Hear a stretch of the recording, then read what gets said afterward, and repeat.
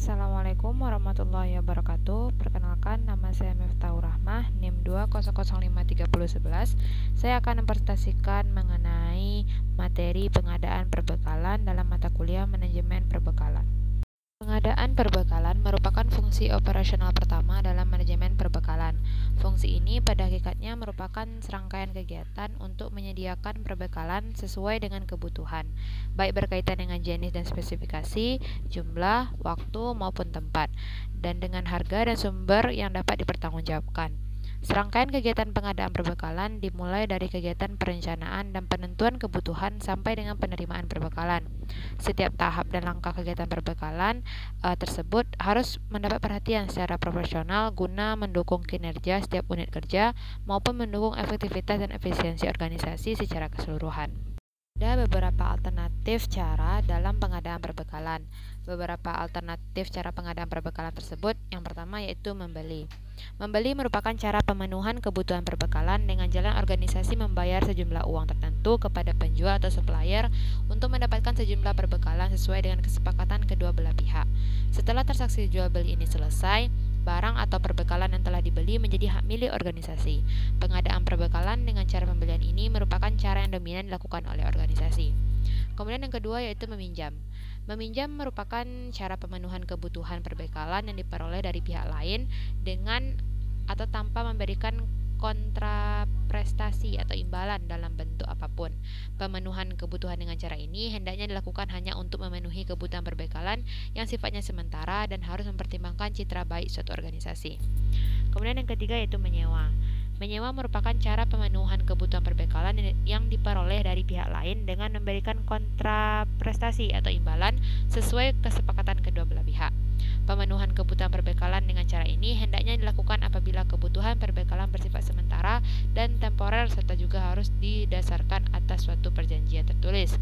Cara seperti ini khususnya untuk jenis mesin, ditinjau dari segi ekonomi perusahaan sangat menguntungkan. Kemudian yang keempat yaitu membuat sendiri. Membuat sendiri merupakan cara pemenuhan kebutuhan perbekalan dengan jalan membuat sendiri yang dilakukan oleh pegawai atau suatu unit kerja tertentu.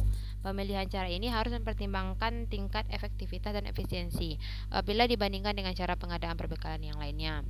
Kemudian yang kelima yaitu menukarkan. Menukarkan merupakan cara pemenuhan kebutuhan perbekalan dengan jalan menukarkan perbekalan yang dimiliki dengan perbekalan yang dibutuhkan organisasi dari pihak lain. Pemilihan cara pengadaan perbekalan ini harus mempertimbangkan adanya saling menguntungkan di antara kedua belah pihak dan perbekalan yang ditukarkan harus merupakan perbekalan yang sifatnya berlebihan atau perbekalan yang dipandang dan dinilai sudah tidak berdaya guna maupun bernilai guna. Kemudian yang keenam, substitusi. Substitusi merupakan cara pemenuhan kebutuhan perbekalan dengan cara mengganti material lain yang memiliki fungsi sama untuk memenuhi suatu kebutuhan tertentu. Kemudian selanjutnya yang ketujuh yaitu pemberian atau hadiah. Pemberian atau hadiah merupakan cara pemenuhan kebutuhan perbekalan dengan menggunakan perbekalan yang merupakan pemberian atau hadiah dari pihak lain. Cara pengadaan ini sebaiknya harus disertai dengan suatu perjanjian serah terima, sebab hal ini menyangkut pada pemindahan hak dan perubahan milik, baik bagi yang memberi maupun yang menerima. Kemudian yang kedelapan yaitu perbaikan atau rekondisi.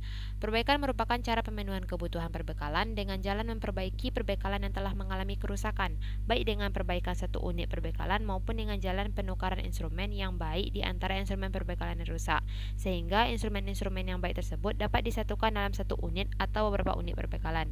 Dan pada akhirnya satu unit atau perbekalan tersebut dapat dioperasikan dan kemudian perbekalan tersebut dapat dipenuhi. Ada beberapa alternatif bagi satu organisasi untuk memilih dan menentukan sistem pengadaan perbekalan. Sistem pengadaan perbekalan tersebut meliputi sistem sentralisasi, sistem desentralisasi, dan sistem campuran. Yang pertama yaitu sistem sentralisasi.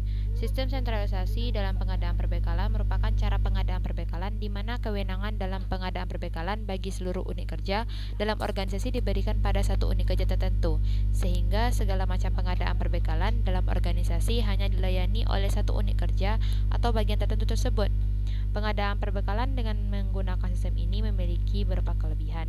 Yang pertama yaitu mengurangi harga persatuan karena biasanya dengan menerapkan sistem sentralisasi ini, pengadaan atau pembelian dilakukan dalam partai besar sehingga organisasi atau perusahaan sebagai pembeli diberikan potongan oleh penjual atau pemasok. Kemudian yang kedua, dapat mereduksi atau mengurangi biaya tambangan sehingga akan mendukung efisiensi. Kemudian yang ketiga yaitu dapat mendukung program standarisasi dan sistem pertukaran perbekalan antar bagian. Kemudian yang selanjutnya yaitu sistem desentralisasi. Sistem desentralisasi yaitu sistem pengadaan perbekalan di mana kewenangan pengadaan perbekalan diserahkan pada masing-masing unit kerja. Beberapa kelebihan dari penggunaan sistem desentralisasi ini yaitu yang pertama, kebutuhan atas perbekalan dari masing-masing unit kerja akan cepat dapat dipenuhi sesuai dengan kebutuhan. Kemudian yang kedua, menjamin ketepatan pembelian perbekalan karena masing-masing unit kerja mengetahui akan spesifikasi kebutuhan perbekalan. Adapun kekurangannya yaitu yang pertama, adanya kecenderungan masing-masing unit kerja untuk memiliki perbekalan baru, padahal perbekalan yang masih ada bisa berdaya guna sehingga hal ini akan menimbulkan tertumpuknya barang-barang yang tidak diperlukan di beberapa bagian.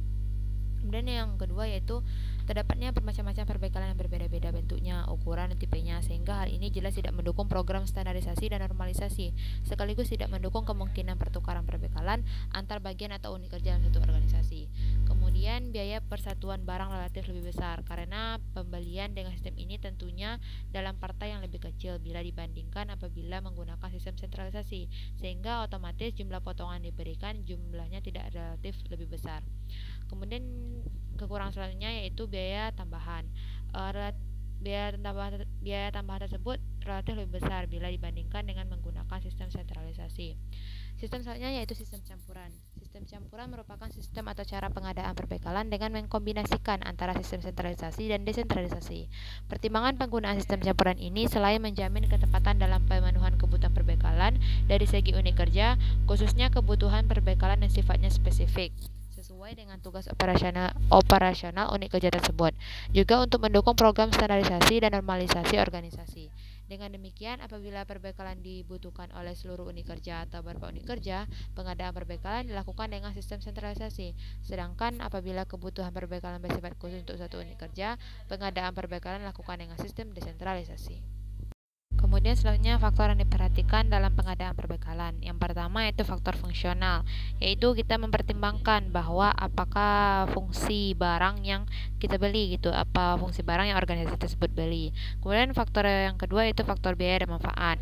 Mempertimbangkan bagaimana dengan biaya yang kita keluarkan tersebut, manfaat yang kita peroleh dari pembelian itu bisa mengimbangi gitu biaya yang kita keluarkan. Kemudian faktor anggaran itu mempertimbangkan bagaimana ketersediaan anggaran dalam organisasi. Kemudian faktor keamanan dan kewibawaan atau prestise, yaitu pejabat pemakai perbekalan tersebut untuk mendukung dan menjamin keamanan sesuatu yang berkaitan dengan jabatannya atau kewibawaannya, baik bagi jabatan yang bersangkutan maupun bagi lembaga, baik dilihat oleh internal publik maupun eksternal. Kemudian yang kelima yaitu faktor standarisasi dan normalisasi, mempertimbangkan adanya standar dan normalisasi yang ditetapkan organisasi, yaitu di mana standar pembakuan terhadap jenis dan ukuran, kemudian normalisasi yaitu pembuatan ukuran-ukuran yang normal berdasarkan standar yang telah ditetapkan. Kemudian pengadaan jasa kontraktor. Pengadaan barang atau jasa konstruksi berdasarkan Kepres nomor 80 garing 2023 adalah suatu kegiatan pengadaan barang atau jasa yang dibiayai dengan dana anggaran pendapatan belanja negara atau APBN atau anggaran pendapatan belanja daerah atau APBD, baik yang dilaksanakan secara swakelola maupun oleh penyedia barang atau jasa. Baiklah, mungkin sekian penyampaian presentasi dari saya. Saya Miftahur Rahman NIM 200533011. Apabila ada kesalahan saya mohon maaf. Wabillahi taufiq wal hidayah. Assalamualaikum warahmatullahi wabarakatuh.